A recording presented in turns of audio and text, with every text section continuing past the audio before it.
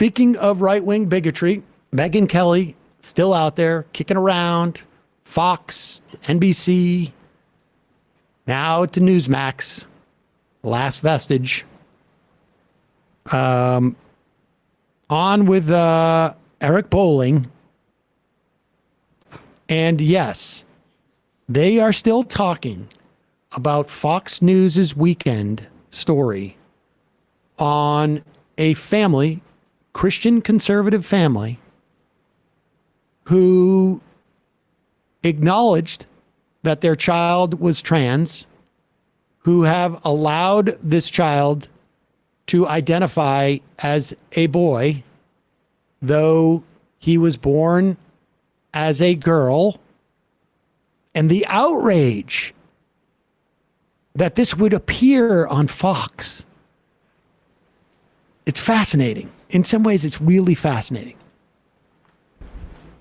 The problem is the Fox News Channel mission is not to do reports that sound like MSNBC, right? The Fox News Channel mission is to make sure that they include the context that gets ignored by all of the other stations. And in 2022 in particular, we know that there's a lot more to this story. And it is irresponsible to put it on the air like this as a celebration without flagging for the parents out there who are going through this, the significant downsides of jumping onto this without making sure you're in that very, very small percentage of cases where this gender dysphoria might actually be a thing.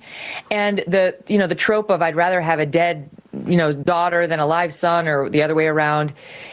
And it's like, that's a very dangerous trope, because this is used by the LGBTQ activists to shame parents who know about that 70% statistic, that generally, if I stay out of it, my kid's going to outgrow this.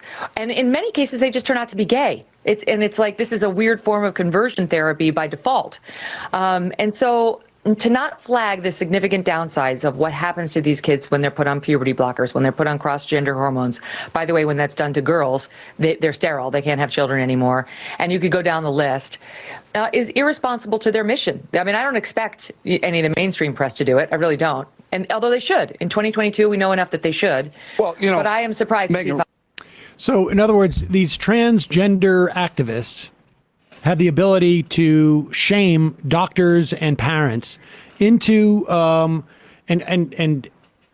it's, of course, it's hugely widespread. That's why we have like an infinitesimally small number of trans kids, to the extent that you could say that they're trans. They're identifying, I guess they are trans in the sense that that is the way that they feel. But in terms of like getting procedures, and yes, the puberty blockers, as if it's just being handed out like it's, you go into the candy store and just grab them.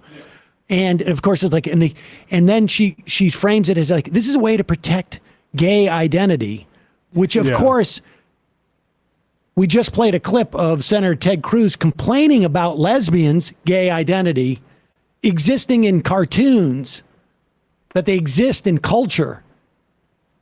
I mean, this is the two-step. This is the two-step.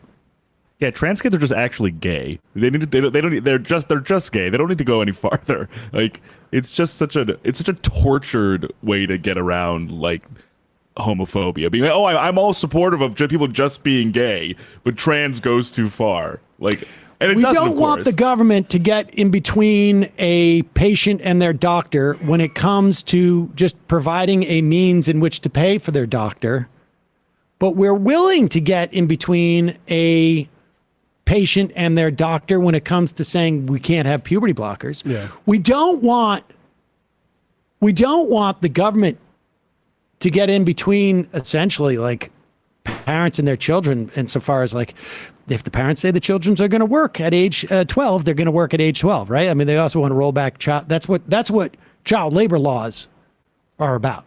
Parents are going to want to exploit their kids for money, but we are okay with having the government presumably interfere in the relationship between the parents and the kids when it comes to the parents who in no way, I mean, I'm sure there are some parents maybe who are like, it's completely, we were hoping for a trans child. But in this context of this country, with this level of bigotry, very hard to imagine there are parents out there who are like, I'm hoping my child is trans, because this is definitely going to be something. It's going to be an easy road for them. Yeah, and there's a pattern.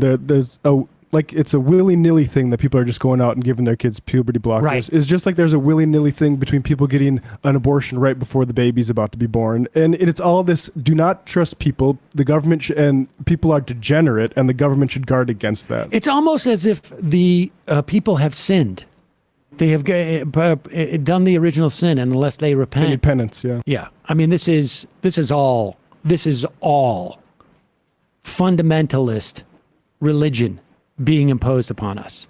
And that's why when Ted Cruz was complaining about it, he listed off a bunch of fundamentalist theocratic countries, short of, I guess, China in terms of an authoritarian regime. So, all right, let's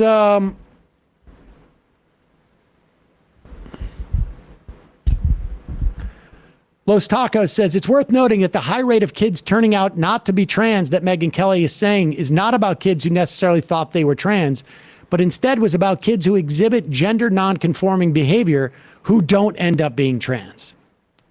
That seems like a big distinction. It is a big distinction. Insane. It's despicable. I mean, to go to that Affluence family. Wretchedness says also the media isn't doing anything about this. New York Times published 4 anti-trans articles in the past month.